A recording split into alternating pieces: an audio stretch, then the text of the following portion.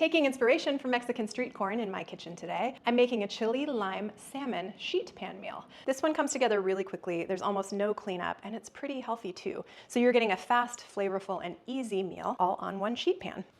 Hey there, welcome to my kitchen. I'm really happy to have you here today. We are making a chili lime salmon with sweet potatoes, broccoli, and corn, taking inspiration from one of my favorite summer side dishes, Mexican street corn, otherwise known as elote, which literally means corn on the cob. What's special about Mexican street corn are the flavors. Very limey, lots of chili, and creamy, really, really delicious. So one of my goals with this channel is not only to provide you with delicious recipes and food that tastes really good, but also to equip you with different methods. I find that cooking becomes significantly more approachable when I understand the method of what I'm doing, and then I feel a little bit more freedom to experiment in the kitchen, which is one of my favorite things to do. So my help for today is that I teach you how to cook on a sheet pan, and if salmon, broccoli, corn on the cob, and sweet potatoes aren't your favorite, that you're able to switch up this method and use what you really do like to make a delicious meal for your family and make it come together really quickly. And frankly, there's very few dishes. A sheet pan is really all you need. So the key to sheet pan cooking is timing. Because all of the different foods you're putting on a sheet pan likely have at least slightly different cook times, you want to make sure that you're thoughtful about when things go in the oven. It's really quite easy once you get the hang of it, and I'll show you how to do that today. There are no special tools or equipment necessary for tonight's dinner. I use parchment paper, it just makes cleanup easier. You can use aluminum foil or you can leave it out completely. The ingredients that we're using are also really approachable. I've cut up 2 sweet potatoes,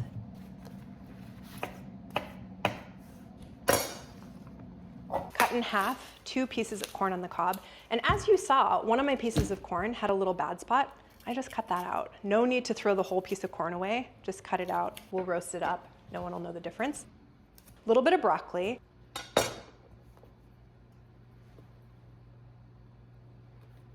And then I'm gonna bring out our salmon and our elote flavoring a little bit later. The first thing I need to do is get our sweet potatoes and corn in a preheated 425-degree oven. These are gonna take the longest to cook, so instead of jabbering at you any longer, I'm gonna get these all prepped and ready to go in the oven. Preparation on these veggies, super simple. Sweet potatoes get tossed with about a tablespoon of olive oil. You can use any other neutral flavored oil. Couple tablespoons of paprika. Paprika works incredibly well on sweet potatoes. I'd encourage you to try that. Some pepper. And a good amount of salt, probably about a teaspoon or so of salt. So just gonna stir to combine, make sure the oil is evenly coating the sweet potatoes, as are those spices.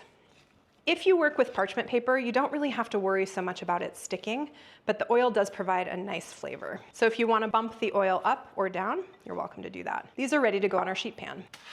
So I'm simply going to scatter them over the sheet pan in a single layer.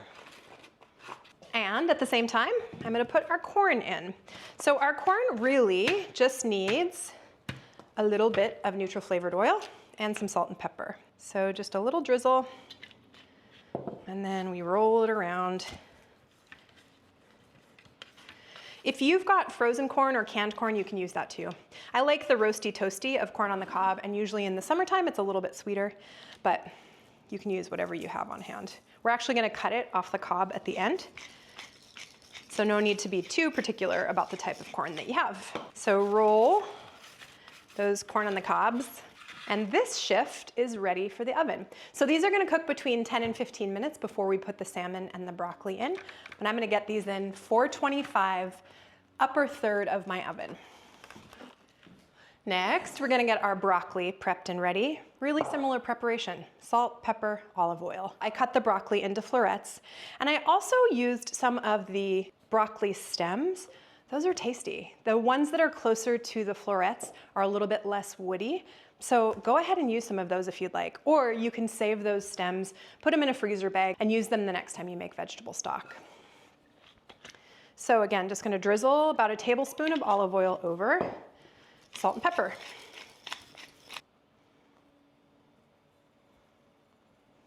And I'm gonna get in with my hands to mix this. Okay, broccoli is ready for the oven when it's time to go in. Next up, the elote sauce. This sauce is going to be tossed with our vegetables and also a little bit on top of the salmon. If you don't have Mexican crema, which is what this is normally made of, I'm providing a more approachable version here, which perhaps has ingredients that you already have in your fridge. I'm gonna use a combination of sour cream and mayonnaise. You can use all of one, all of the other, or you could even substitute in some Greek yogurt. Really simple sauce here, something creamy, something tangy, something a little bit spicy, and then some chili powder to go in as well. So I am in the eyeball school of measurement. We're going for about 1/4 cup of sour cream, about the same amount of mayo. This is salsa verde that I made for a different recipe. I'll link that up this way in case you want to learn how to make it. So I'm going to go for about a tablespoon. Big grate of pepper, about a teaspoon of salt. You can adjust those seasonings later. This is about a teaspoon of sugar. You're welcome to leave this out. I find that the sugar provides a nice balance to everything that's spicy, hot, tangy. So I like a little bit of sugar, but feel free to leave it out if you don't want to use that. And then I'm gonna do a big tablespoon of paprika. You can use just paprika, just chili powder, or a combination of both, which is what I'm gonna do. Tablespoon of chili powder.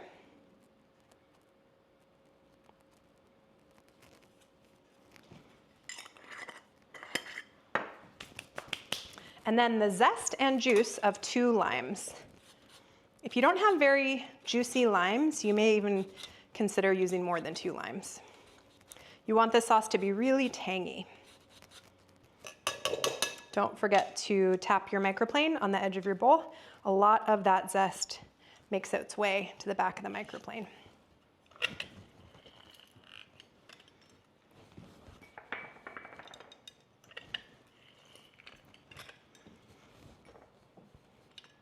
Now we give it a whisk. I'm preparing this sauce in a very big bowl because I'm gonna dump our vegetables in after they're finished cooking. Gonna taste for seasoning.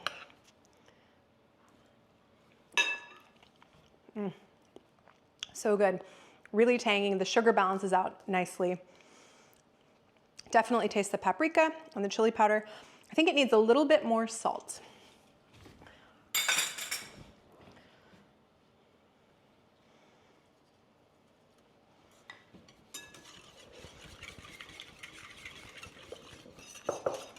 Okay, so this is gonna go in the fridge until it's ready for our vegetables and salmon.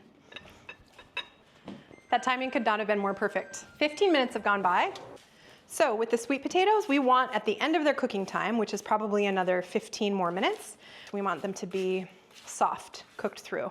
The corn, the same. So I'm just gonna give this a little rotate. Move our sweet potatoes off to one side. They'll continue to cook.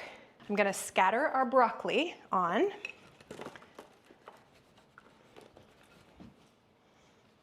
And then I'm gonna set this aside while I get our salmon ready.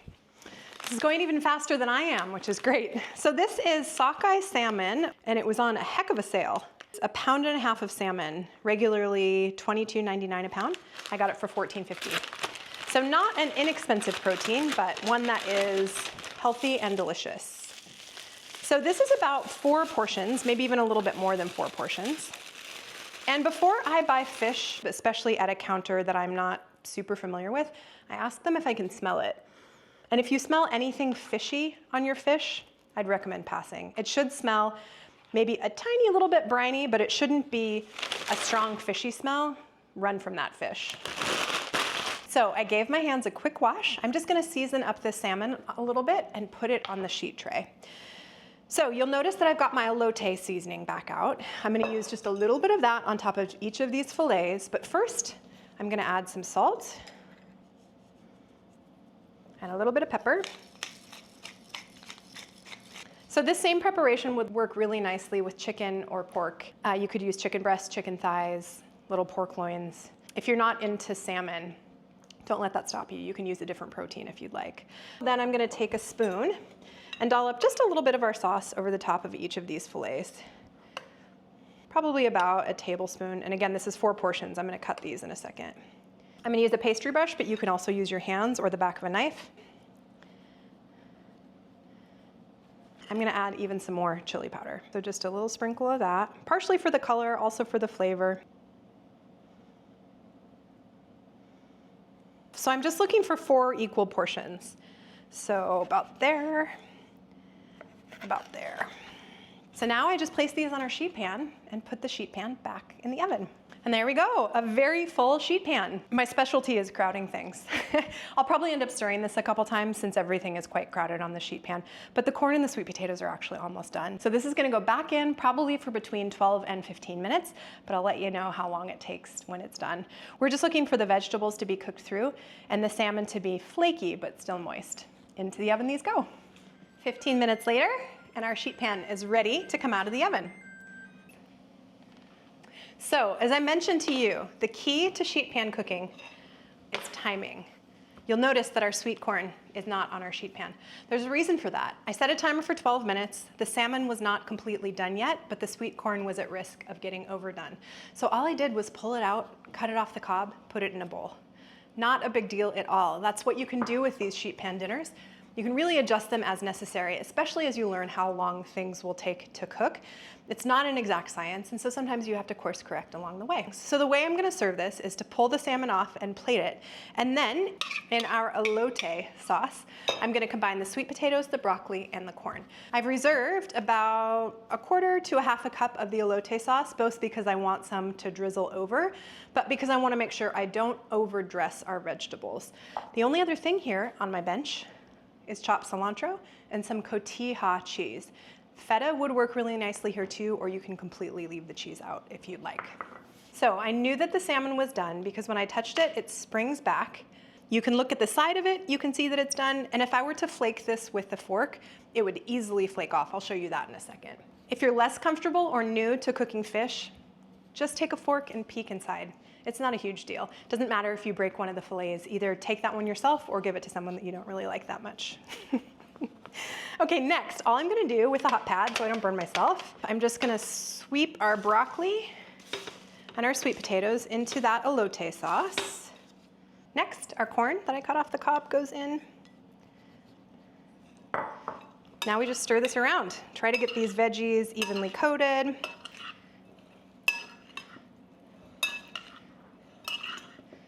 And now, time to eat.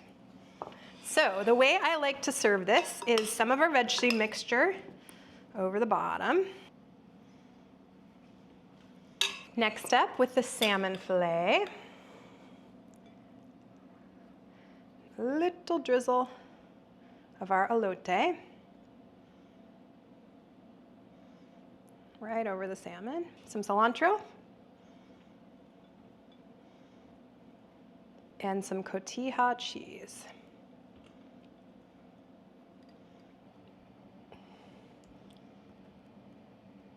And after a quick rinse of my hands, there we have a delightful chili lime salmon with sweet potatoes, corn, and broccoli.